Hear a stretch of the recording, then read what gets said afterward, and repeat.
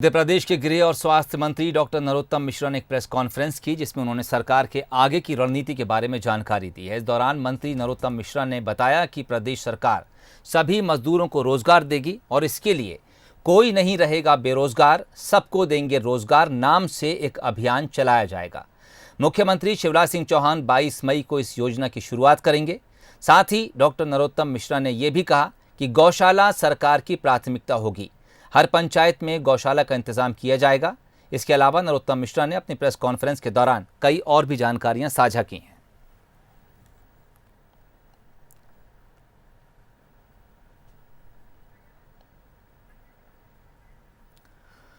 चलिए, और इस खबर पर ज्यादा बातचीत के लिए इस वक्त हमारे साथ हमारे वरिष्ठ सहयोगी जुगल किशोर शर्मा जुड़ गए हैं।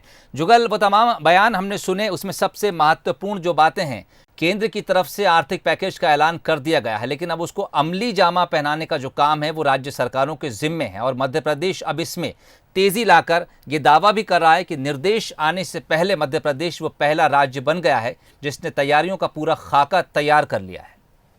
जी हाँ, देखिए सोहेल, दो महत्वपूर्ण बातें हैं इसमें। एक सबसे पहली बात यह है कि जो रोज़गार की बात है, जो मज़दूर आए हैं बाहर से और जो बेरोज़गारी की बात की जा रही है, उसको लेकर सरकार ने फैसला किया है कि किसी को भी बेरोज़गार नहीं रहने दिया जाएगा, सबको रोज़गार दिया जाएगा। मनरेगा के तहत जितने भी मज़दूर बाहर आए हैं उन सबको काम दिया जाएगा। इसके लिए एक व्यापक रणनीति बनाई गई है, जिसके तहत जो मंदिर के आसपास की खाली पड़ी ज़मीन है उसमें उद्यान बनाए जा सकते हैं।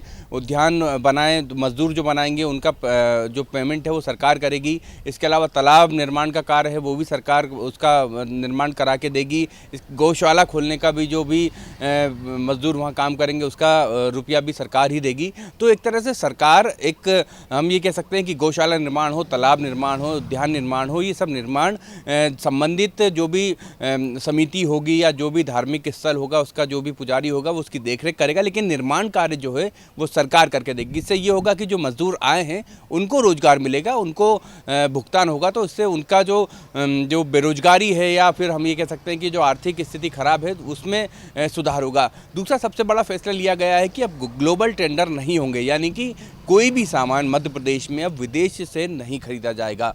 सारी परचेसिंग जो होगी, जितनी खरीदी होगी वो इसी देश में बने सामान की होगी।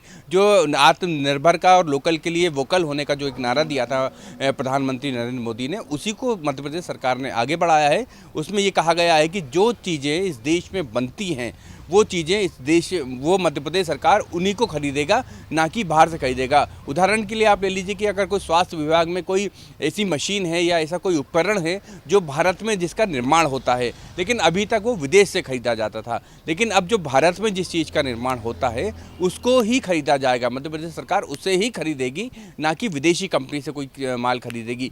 ये अलग बात है कि किसी का निर्माण भारत में नहीं होता है, किसी वस्तु का, उसकी ज़रूरत होगी तो विदेश से खरीदी जा सकती है, लेकिन अब जितना भी सामान खरीदा जाएगा मध्य प्रदेश में वो सभी देसी, मतलब इसी देश से खरीदा जाएगा। तो लोकल के लिए वोकल का जो एक अभियान है उसके तहत मध्य प्रदेश सरकार ने ये बड़ा फैसला लिया है। यानी कि इससे दो फायदे हैं। उससे मध्य प्रदेश और देश का जो रोजगार है, उद्योग है, उसको बढ़ावा मिलेगा, क्योंकि अगर अपने देश में बनी चीज़ें का इस्तेमाल ही हम करेंगे तो उस देश उद्योगों का बढ़ावा मिलेगा, और जो एक स्वदेशी की भावना है, इस देश का बने सामान खरीदने की जो भावना है उसमें भी विकास होगा। तो निश्चित रूप से एक बड़ा फैसला ये लिया गया है कि ग्लोबल टेंडर नहीं होंगे, और एक बड़ा फैसला ये लिया गया है कि सबको रोजगार मिलेगा, कोई भी मध्य प्रदेश में बेरोजगार नहीं रहेगा। चलिए, और कुल मिलाकर 22 मई को मुख्यमंत्री शिवराज सिंह चौहान उस योजना की शुरुआत करने जा रहे हैं जिसके तहत सबको रोजगार देने की बात कही जा रही है।